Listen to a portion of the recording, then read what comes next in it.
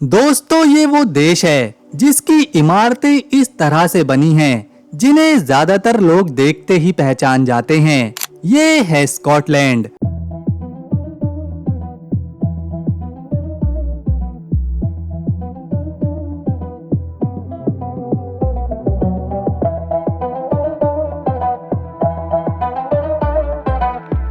इस देश में 790 से भी ज्यादा द्वीप हैं, लेकिन चौंकाने वाली बात यह है कि इसमें से सिर्फ 90 द्वीपों पर ही लोग रहते हैं। बाकी के सैकड़ों द्वीप पूरी तरह सुनसान हैं। इनमें कई जगह ऐसी है जहां आज भी इंसानों से ज्यादा सील, समुद्री पक्षी और जंगली जानवर दिखाई देते हैं। अगर कोई स्कॉटलैंड में जाता है तो शायद सबसे पहले यहाँ के लोगों की गर्मजोशी को महसूस करता है। कई अंतर्राष्ट्रीय सर्वे में स्कॉटिश लोगों को दुनिया के सबसे दोस्ताना और मददगार लोगों में गिना गया है। यहाँ किसी छोटे से गांव में अगर आपकी गाड़ी खराब हो जाए तो कई बार अजनबी लोग बिना लालच के मदद के लिए रुक जाते हैं। अगर हम इस देश को किलों और महलों का देश कहें तो गलत नहीं होगा, क्योंकि स्कॉटलैंड में 2000 से भी ज्यादा किले मौजूद हैं। इनमें से कई किले तो 700 से 900 साल पुराने हैं और आज भी शानदार हालत में खड़े हैं। इन महलों की ऊंची पत्थर की दीवारें, विशाल टावर और पहाड़ी के ऊपर बनी उनकी लोकेशन उन्हें किसी खास दुनिया जैसा बना देती है। यही वजह है कि कई मशहूर फिल्मों और सीरीज में यहाँ पर शूटिंग करी गई है। स्कॉटलैंड से जुड़ा एक बेहद पुराना मशहूर कानून ये कहता है कि अगर कोई मुसाफिर रात में घर का दरवाजा खटखटाए और मदद मांगे तो उसे अंदर आने देना चाहिए।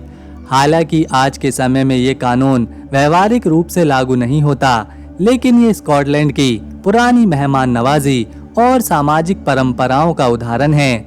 दोस्तों, इस देश का मौसम इतनी तेजी से बदलता है कि यहाँ के लोग मजाक मजाक में कहते हैं, अगर अभी आपको मौसम पसंद नहीं आया तो बस 10 मिनट का इंतजार करिए। सुबह तेज धूप हो सकती है, दोपहर में बारिश, शाम को ठंडी हवा और रात तक आसमान बिल्कुल साफ।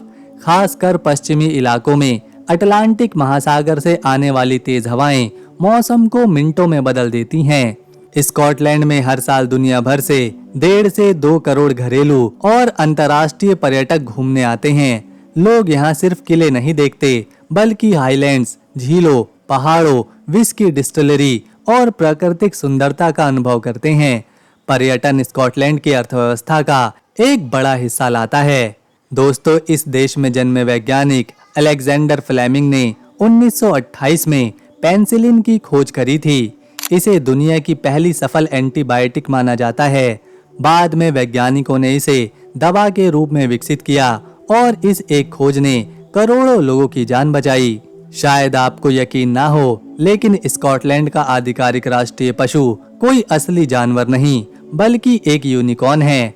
मध्यकाल में यूनिकॉर्न को ताकत, पवित्रता और आजादी का प्रतीक माना जाता था। इसीलिए स्कॉटलैंड ने इसी काल्पनिक जीव को अपना राष्ट्रीय प्रतीक बनाया और आज भी ये कई सरकारी प्रतीकों और शाही निशानों पर दिखाई देता है। दोस्तों, अब तक अगर आपको हमारा काम और मेहनत पसंद आ रही है तो वीडियो में आगे इस देश का इतिहास, यहाँ के लोगों का जीवन, कुछ शानदार इमारतें और शहरों के बारे में भी जानेंगे। लेकिन उससे पहले आपका वीडियो को एक लाइक करना और चैनल को सब्सक्राइब करना हमारी मेहनत को सफल बनाता है। ये है स्कॉटलैंड।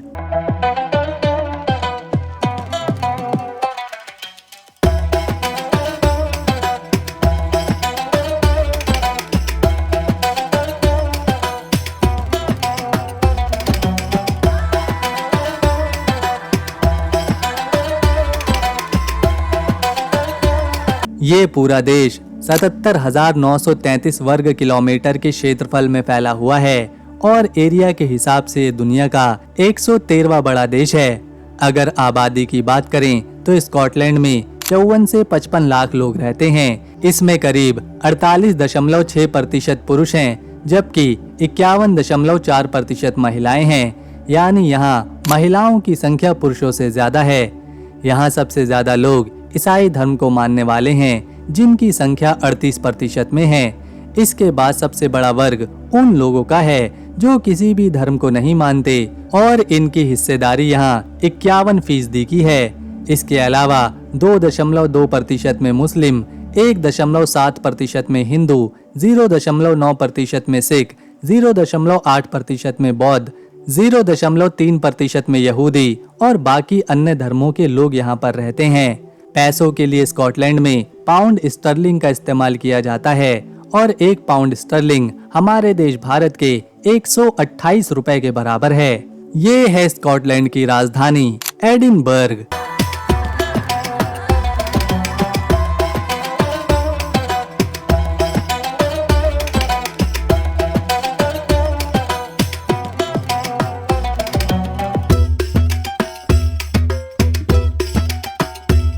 आज ये शहर अपनी खूबसूरत गलियों, विशाल किलों और हजारों साल पुराने इतिहास के लिए मशहूर है। इतिहासकारों के अनुसार आज से लगभग 1400 साल पहले यानी 7वीं शताब्दी में इस इलाके पर एंग्लो सैक्सन राजा एडविन का कब्जा हुआ करता था। उन्होंने ही यहाँ एक मजबूत किले को विकसित कराया जिसे उस समय एडविन बर्ग यानी एडविन का किला या फिर नगर कहा जाने लगा। धीरे धीरे यही नाम बदलते बदलते एडिनबर्ग बन गया। हालांकि इस जगह का इतिहास इससे भी पुराना है। पुरातात्विदों को यहाँ ऐसे प्रमाण मिले हैं जो बताते हैं कि करीब 3000 साल पहले भी इस पहाड़ी पर इंसान रहा करते थे, क्योंकि जिस ऊंचाई ज्वालामुखी चट्टान पर आज एडिनबर्ग कैसल बना है वहां से दूर दूर तक नजर रखी जा सकती थी। इसीलिए सुरक्षा के लिहाज से बेहद महत्वपूर्ण मानी जाती थी। समय बीतता गया और मध्यकाल आते आते एडिनबर्ग शहर स्कॉटलैंड का सबसे ताकतवर शहर बना। 15वीं शताब्दी आते आते स्कॉटलैंड के राजाओं ने इसे अपना मुख्य राजनीतिक केंद्र बना लिया। यहीं से राज्य के बड़े फैसले लिए जाने लगे और धीरे धीरे ये शहर देश की राजधानी के रूप में स्थापित हुआ। लेकिन एडिनबर्ग का इतिहास सिर्फ शाही महलों तक सीमित नहीं है। 1556 में स्कॉटलैंड के इतिहास की सबसे चर्चित रानी मैरी क्वीन ऑफ स्कॉट, उन्होंने ही एडिनबर्ग कैसल में अपने बेटे जेम्स IV को जन्म दिया। बाद में यही जेम्स IV इंग्लैंड और स्कॉटलैंड दोनों देशों के राजा बने और उन्होंने दोनों राजशाहियों को एक ही शासन के अधीन ला दिया। ये घटना ब्रिटिश इतिहास के सबसे महत्वपूर्ण पलों में से एक है। इसके बाद 1707 में इंग्लैंड और स्कॉटलैंड के बीच यूनियन एक्ट लागू हुआ, जिसके बाद दोनों देशों की संसद एक हो गई। हालांकि स्कॉटलैंड की राजधानी एडिनबर्ग ही बनी रही और इस शहर ने अपनी सांस्कृतिक पहचान कभी नहीं खोई। 18वीं शताब्दी में इस शहर ने एक नया दौर देखा जिसे स्कॉटिश एनलाइटमेंट कहा जाता है। उस समय यहाँ के वैज्ञानिकों, दार्शनिकों और लेखकों ने ऐसे विचार दिए जिन्होंने पूरी दुनिया की सोच बदली। इसी कारण एडिनबर्ग को एथेंस ऑफ नॉर्थ यानी उत्तर का एथेंस कहा जाता है।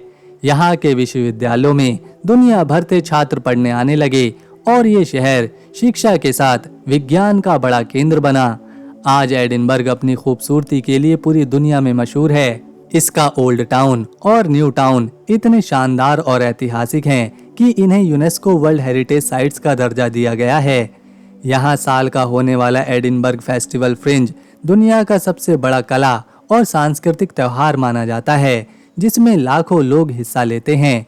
आज एडिनबर्ग सिर्फ स्कॉटलैंड की राजधानी नहीं है, बल्कि ये इतिहास, संस्कृति, शिक्षा, कला और पर्यटन का ऐसा संगम बन चुका है जहां हर पत्थर अपने अंदर सदियों पुरानी कहानी छिपाए बैठे हैं। यही वजह है जो भी एक बार इस शहर में आता है वो इसकी खूबसूरती और इतिहास को कभी नहीं भूलता।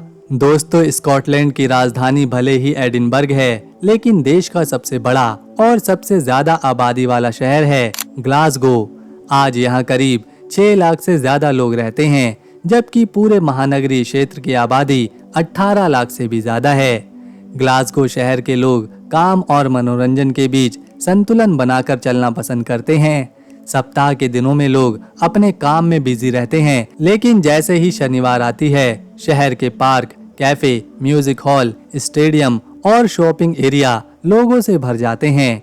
यहाँ संगीत और फुटबॉल लोगों की जिंदगी का अहम हिस्सा है। ग्लासगो को स्कॉटलैंड सिटी ऑफ म्यूजिक भी कहा जाता है। यहाँ हर साल हजारों लाइव म्यूजिक शो आयोजित होते हैं और दुनिया भर के लगभग हर बड़े कलाकार ने कभी न कभी इस शहर में परफॉर्म किया होता है। ये शहर कला और संस्कृति का इतना बड़ा केंद्र है कि यहाँ मौजूद संग्रहालयों और आर्ट गैलरियों में हर साल लाखों लोग घूमने आते हैं। लेकिन खास बात यह है कि स्कॉटलैंड के कई प्रमुख संग्रहालयों में प्रवेश करना बिल्कुल फ्री है, कोई टिकट नहीं लगता। ग्लासगो स्कॉटलैंड का सबसे बड़ा शॉपिंग शहर भी माना जाता है। यहाँ की बुकानन स्ट्रीट यूरोप की सबसे व्यस्त और सबसे खूबसूरत शॉपिंग सड़कों में से एक है, जहाँ हर दिन हजारों लोग खरीदारी करते हैं। अगर आप स्कॉटलैंड की सबसे छिपी हुई और सबसे अनोखी जगह देखना चाहते हैं तो आपके सामने है फिंगल्स केव।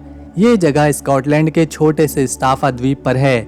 यहाँ पहुँचना आसान नहीं है क्योंकि पहले नाव से समंदर पार करना पड़ता है। शायद यही वजह है कि आज भी बहुत कम लोग इस जगह को जानते हैं। पहली बार इस गुफा को देखने पर ऐसा लगता है जैसे किसी ने लाखों बड़े बड़े पत्थरों को एक के ऊपर एक बहुत ही साफ तरीके से जमा दिया हो। तो दोस्तों, अगर आपको स्कॉटलैंड की हमारी ये वीडियो, मेहनत और इन्फॉर्मेशन पसंद आई तो इसे एक लाइक दें, शेयर करें और चैनल को सब्सक्राइब कर बेल आइकन जरूर दबाएं ताकि आने वाली वीडियो मिस न हो। हम मिलेंगे अगली बार एक और नई वीडियो के साथ। तब तक के लिए नमस्कार, अपना ख्याल रखें।